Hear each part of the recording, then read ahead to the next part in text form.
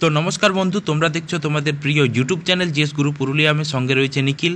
তো টার্গেট আমাদের জেটের 2024, তো তাকে কেন্দ্র করে আমি 2016 এবং আজকে দিচ্ছি 2012 সালের 1 to 5 যে প্রিভিয়াস ইয়ার হিন্দি এবং ইংলিশ 30 নাম্বার। আমি বাকি পেপারগুলোও কিন্তু খুব তাড়াতাড়ি আপলোড করব। তো 2024-এর টেটকে প্রস্তুত করতে গেলে অবশ্যই কিন্তু আমাদের যে প্রিভিয়াস ইয়ার সেটা দেখা অবশ্যই জরুরি। তো যাই হোক, আগের ভিডিওগুলো আশা করি তোমাদের ভালো লেগেছে, খুবই উপকারে লেগেছে এবং আজকের পেপার দেখলে তোমাদের অনেক সহজ মনে হবে জেটের 2024। তো যারা আমার সাথে অনলাইনে টিউশন করতে চাও, আমি নিজে জেটের কোয়ালিফায়ার। তো যাই হোক, আমার সাথে যারা টিউশন করতে চাও বা নিজের প্রস্তুতিকে আরও এগিয়ে নিয়ে যেতে চাও, তারা অবশ্যই কিন্তু আমাকে কল করো। এবং কাল থেকেই আমার কিন্তু ক্লাস লঞ্চ হচ্ছে। তো ফিজ স্ট্রাকচারটা বলে দিয়ে রাখি। ওয়ান টাইম ফিজ, একবারেই ফিজ দিতে হবে। সেটা হচ্ছে প্রাইমারির জন্য 1000 টাকা, আপার প্রাইমারির জন্য 1000 টাকা, এবং যারা দুটোই নিতে চায় তাদের জন্য কিন্তু 1199 টাকা।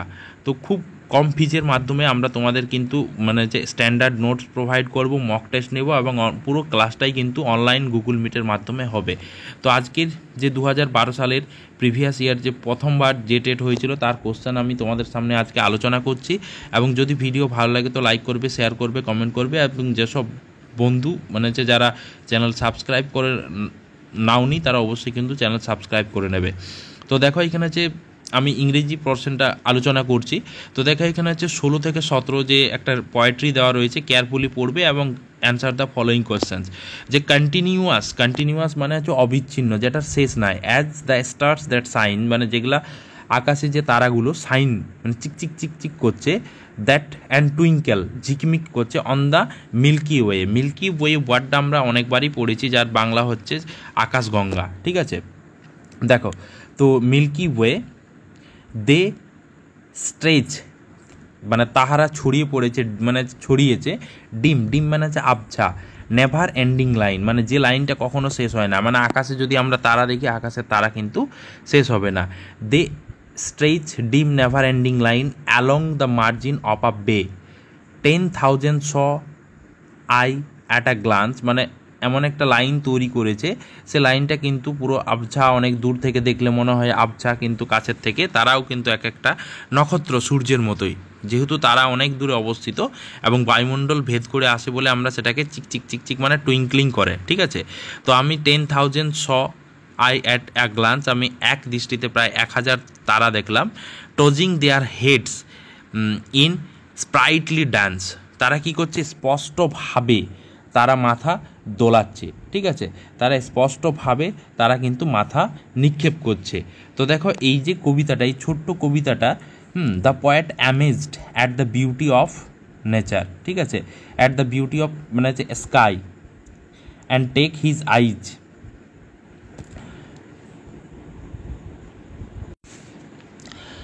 তো the poet amazed at the beauty of the night sky and can just take his eyes off the sky, সে তার চোখ ফেরাতে পারছে না, এত সুন্দর একটা রাতের সুন্দর আকাশ তিনি দেখছেন। তো দেখো, এই যে ছোট্ট কবিতাটার দুটো কোশ্চেন রয়েছে। প্রথম যে কোশ্চেনটি রয়েছে, মিল্কি ওয়ে মানে কি? মিল্কি ওয়ে দেখো, আমরা এটা পড়েছি, মিল্কি ওয়ে আকাশগঙ্গা। রিভার অফ মিল্ক হচ্ছে দুধের নদী। No having association with nature, প্রকৃতির যার সাথে সম্পর্ক রয়েছে, এই জিনিসটা প্রকৃতির সাথে জড়িত। No easy way to move, আমরা খুব সহজে যে পথ দিয়ে যেতে পারবো। নো দ্য স্পাইরাল গ্যালাক্সি ছায়াপথ। স্পাইরাল মিনস হচ্ছে এরকম একটা ছায়াপথ। ঠিক আছে, জিলাপির প্যাঁচের মতো। কন্টেনিং আওয়ার সোলার সিস্টেম, যার মধ্যে কিন্তু আমাদের যে সৌর জগৎ রয়েছে। তো এই প্রশ্নটার সঠিক উত্তর হয়ে যাবে the spiral galaxy containing our solar system. ঠিক আছে, পরের দেখো কোশ্চেনটি রয়েছে যে মিনিং অফ মার্জিন মানে কি? মার্জিন হচ্ছে প্রান্তিক। ঠিক আছে, তো এই যে এই ওয়ার্ডটার according to this passage to this poem, এই পয়েম অনুযায়ী মার্জিনের মানে কি? দেখো, এখানে হচ্ছে ওয়েস্ট নষ্ট, এ বর্ডার একটা দাগ রেখা, সীমানা যেটাকে। প্লেজার আনন্দ, আর একটা হচ্ছে সিনারি। তো কবি যেহেতু এখানে যে night view of the sky দেখে সে কিন্তু অ্যামেজড হয়েছিল, তো অ্যাকর্ডিং টু দিস পয়েম এটার এই মার্জিন ওয়ার্ডটার মানে হয়ে যাবে কিন্তু সিনারি, অর্থাৎ লাস্ট ডি যে অপশানটা সেটা হচ্ছে সঠিক উত্তর। পরের দেখো কোশ্চেন রয়েছে কোশ্চেন নাম্বার 18 যেটা পাবো আমরা, যে the feminine gender of the word nephew is. তাহলে হচ্ছে নেফিও মানে কি? নেফিও মানে হচ্ছে ভাইপো। তাহলে ভাইপোর ফেমাইন জেন্ডার কেমন হবে? ঠিক আছে, দেখো হচ্ছে লেডি, তারপরে হচ্ছে সিস্টার, আন্ট, নিস। ঠিক আছে, তো লেডি, সিস্টার, ব্রাদার থেকে সিস্টার হয়, আঙ্কেল থেকে আন্ট হয়। তো এই প্রশ্নটা নেফিও থেকে হয়ে যাবে নিস। নিস মানে হচ্ছে ভাইজি। ঠিক আছে, দেখো হচ্ছে 19 নম্বর কোশ্চেন, যে grammar should be taught by, মানে গ্রামার তোমাকে কেমন পড়াতে হবে? আমরা কিন্তু গ্রামার সে পড়তাম যে inductive, deductive method, translation method, direct method, এই করে কিন্তু আমাদেরকে গ্রামার শেখাতে হয়। কারণ হচ্ছে দেখো এখানে যে তার আগে জানতে হবে যে হোয়াট ইজ গ্রামার। গ্রামার হচ্ছে কি? Grammar is the backbone of any language. যে কোনো ল্যাঙ্গুয়েজের ব্যাকবোন হচ্ছে, মানে যে মেরুদণ্ড হচ্ছে গ্রামার। ইট ইজ দ্য তো it is the word that gives birth of sentences, মানে এটাই হচ্ছে সেই সব, মানে গ্রামার এমন একটা জিনিস যেটা সেন্টেন্সের জন্ম দেয়। তো আমরা যদি মানে গ্রামার ভালো করে না শিখি, আমাদের যদি সাবজেক্ট প্লাস ভার্ব প্লাস অবজেক্টের কনসেপ্ট যদি ক্লিয়ার না থাকে, we can't make any sentence, আমরা কিন্তু কোনো সেন্টেন্স তৈরি করতে পারবো না। তো this sentences one fertilise using grammar to form correct and appropriate speech. আর প্রনাউন্সিয়েশন শিখতে গেলেও কিন্তু আমাদেরকে গ্রামার একটু জানা জরুরি। তো আমরা গ্রামার কীভাবে শিখতে পারি? যে গ্রামার শিখলে আমাদের কী হবে? কমিউনিকেশন স্কিল অনেক বেশি হবে, ডিসক্লোজ, নট আইসোলেটেড সেন্টেন্স। আর গ্রামার মানে হচ্ছে লার্নিং, এটা হচ্ছে অনেক ফান। আমরা গ্রামার কিন্তু inductive, deductive method, translation method, direct method বিভিন্নভাবে কিন্তু আমরা শিখতে পারি। তো এই ইন্ডাকটিভ, ডিডাকটিভ এটা হচ্ছে গ্রামার, ট্রান্সলেশন বা ডিরেক্ট মেথড এর মধ্যেই কিন্তু রয়েছে। ঠিক আছে, তো দেখো এখানে হচ্ছে যে 4টা অপশান দেওয়া রয়েছে, যে এনেবেলিং প্র্যাকটিস অন কনটেক্সট, মানে হচ্ছে মানে প্র্যাকটিসের ওপর বেশি জোর দিতে হবে, মানে কনটেক্সের প্র্যাকটিস, মানে হচ্ছে enabling practice on context, giving clear explanation. তো দেখো এখানে আছে যে কোনো জিনিসের পরিষ্কার এক্সপ্লেনেশন করতে হবে। আর 3 নম্বর অপশান যেটা রয়েছে, asking student to learn rules, তাহলে প্রথমে আমি তাকে রুল শেখাবো। ঠিক আছে, আমরা যখন গ্রামার, ট্রান্সলেশন মেথড বা ডিরেক্ট মেথড আমরা শিখবো, তখন কিন্তু আমরা এগুলো বলে দেবো যে আগে রুল শিখতে হবে না আগে মানে এক্সাম্পল করতে হবে। ঠিক আছে, তারপর হচ্ছে making learner do written assignments, আমি লার্নারকে বলে দেবো তোমরা শুধু অ্যাসাইনমেন্ট নোটস করো। আমরা কি গ্রামার শিখে যাব না, আমাদেরকে কি করতে হবে? এনেবেলিং প্র্যাকটিস অন কনটেক্সট, কনটেক্সের ওপর প্র্যাকটিস বেশি করতে হবে, মানে এনেবেল করতে হবে প্র্যাকটিস অন কনটেক্সট। ঠিক আছে, এইভাবে যদি আমরা প্র্যাকটিস করি তাহলে কিন্তু আমরা গ্রামার খুব তাড়াতাড়ি শিখতে পারবো, কারণ গ্রামার হচ্ছে is the backbone of any language. পরের কোশ্চেন দেখো, তো দেখো এখানে আছে there is more than flesh and blood can endure. ঠিক আছে, দেয়ার ইজ মোর দ্যান, তো দেখো এখানে আছে যে যেটা বললাম আমি, যে there is more than flesh and blood can endure, মানে রক্ত মাংসের চেয়েও বেশি কিছু। এখানে এন্ডিওর মানে হচ্ছে সহ্য করা, কিন্তু যেহেতু এখানে আছে পুরো একটা ইডিয়মস অ্যান্ড ফ্রেজ দেওয়া রয়েছে, দ্য আন্ডারলাইন ফ্রেজ মানে ফ্লেশ অ্যান্ড ব্লাড এর মানে কি? অ্যানিম্যাল মানে রক্ত মাংস, ইনজুরি, ইনজুরি মানে হচ্ছে আহত, নেচার মানে প্রকৃতি, হিউম্যান নেচার মানুষের প্রকৃতি, মানুষের নেচার। তো এর সঠিক উত্তর হয়ে যাবে ফ্লেশ অ্যান্ড ব্লাড, এটা হচ্ছে হিউম্যান নেচার।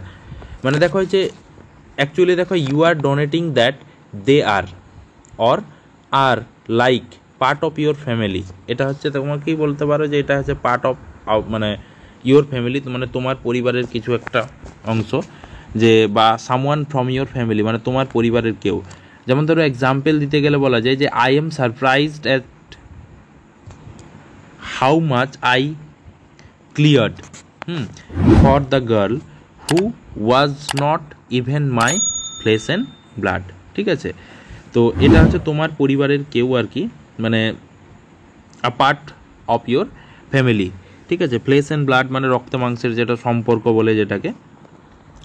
পরের যে কোশ্চেন রয়েছে যে 21 নাম্বার, যে he drinks tea every morning, সে প্রতিদিন একটা মানে হচ্ছে চা খায় আর কি সকালবেলা। তো এর মানে আন্ডারলাইন যে ওয়ার্ড রয়েছে, এই ওয়ার্ডটা মানে কোন টেন্সে দেওয়া রয়েছে? Future, perfect tense. তো এখানে যে ফিউচারে থাকলে কি হচ্ছে? শ্যাল অথবা উইল থাকতো, শ্যাল অথবা will have. Simple past tense এখানে যে V2 থাকতো, কিন্তু এখানে ড্রিঙ্কস রয়েছে, ঠিক আছে। সিম্পল ফিউচার টেন্স, এখানে শ্যাল অথবা উইল হবে। তো এখানে দেখো সিম্পল প্রেজেন্ট টেন্স, তো এই প্রশ্নটা সঠিক উত্তর হয়ে যাবে সিম্পল প্রেজেন্ট টেন্স, মানে সাবজেক্ট, তো এটা হচ্ছে subject plus V1 plus object, ঠিক আছে। পরের দেখো যে দ্য অপোজিট ওয়ার্ড, দেখো এখানে আছে যে কোশ্চেনটি 22 নাম্বার, যে the opposite word of the word accept, অ্যাকসেপ্টের অপোজিট ওয়ার্ড কী হবে?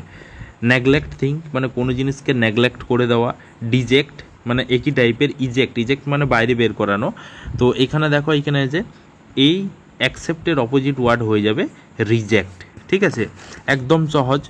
পরের প্রশ্ন দেখো the adjective of the noun word travel, ট্রাভেলের মানে হচ্ছে অ্যাডজেক্টিভ ফর্ম কী হবে?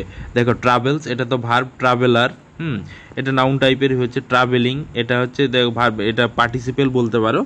তো এটাকে যেমনভাবে তুমি নাউন হিসাবে ইউজ করতে পারো, আবার ভার্ব হিসাবে ইউজ করতে পারো। তো এর সঠিক উত্তর হয়ে যাবে ট্রাভেল সাম, ঠিক আছে।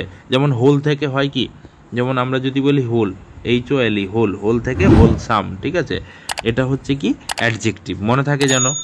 পরের কোশ্চেন দেখো যে এ পিপল মানে একটা ছাত্র, unwilling to learn can be changed, মানে সে শিখতেই চায় না, ঠিক আছে, তো তাকে তুমি কিভাবে শেখাবে? তো প্রথমে দেখো অপশান দেওয়া রয়েছে সিম্পেথি, সিম্পেথি, এমপ্যাথি, এই দুটো জিনিস তোমরা মনে রাখবে। Sympathy, empathy. সিম্পেথি মানে সমবেদনা, যে এই কেন করছিস নাই, এই টাইপের।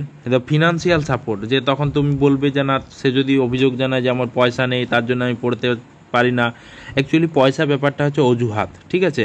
তো তাকে কি তুমি ফিনান্সিয়ালি সাপোর্ট করবে? তো তুমি কজন স্টুডেন্টকে ফিনান্সিয়ালি সাপোর্ট করতে পারবে? এটাও পসিবল নয়। তারপরে হচ্ছে living them on their will, তো তাকে কি তার উইল অনুযায়ী ছেড়ে দিতে হবে, তার ইচ্ছা অনুযায়ী ছেড়ে দিতে হবে? যে না, তুমি অ্যাজ এ টিচার, তো তোমাকে কি করতে হবে? দেখো যে find out the cause of disinterest, মানে সে কেন ইন্টারেস্ট নয় ইন হিজ স্টাডিজ বা টু লার্ন, তাহলে সেটাকে তোমাকে ফাইন্ড আউট করতে হবে অ্যাজ এ টিচার, বা সে তার যে প্রবলেমটা সেটাকে তোমাকে খুঁজে বের করতে হবে। হোয়াই দ্য পিপল মানে হোয়াই মানে the student is not interested in his study, মানে তার পড়াশোনাতে সে ইন্টারেস্ট নয়, মানে that means find out the cause of his disinterest, তাহলে তার কারণ খুঁজে বের করতে হবে তোমাকে। পরের দেখো একদম সহজ, জলের মতো করে আমি কিন্তু বুঝাচ্ছি, চেষ্টা করছি বোঝানোর, ঠিক আছে। For a good teaching aid unnecessary characteristics is to be, দেখো for a good teaching aid, একটা ভালো টিচিং এডের আননেসেসারি ক্যারেক্টারিস্টিক্স মানে হচ্ছে কী হবে?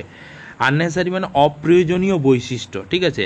দেখো একটা আছে গুড টিচিং এড কেমন হবে? একটা বাচ্চাকে যদি আমি শেখাতে যাই, তো টিচিং এডস তো অনেক দরকার না, কারণ বাচ্চার এখন মাইন্ড অনেক ডাইভার্টেড, যে কোনো সময় কিন্তু যে কোনো জায়গায় চলে যেতে পারে। তো সেই মানে ডাইভার্টেড মাইন্ডকে কাছাকাছি নিয়ে আসতে গেলে অনেক টিচিং এডস কিন্তু আমাদের জরুরি, ঠিক আছে।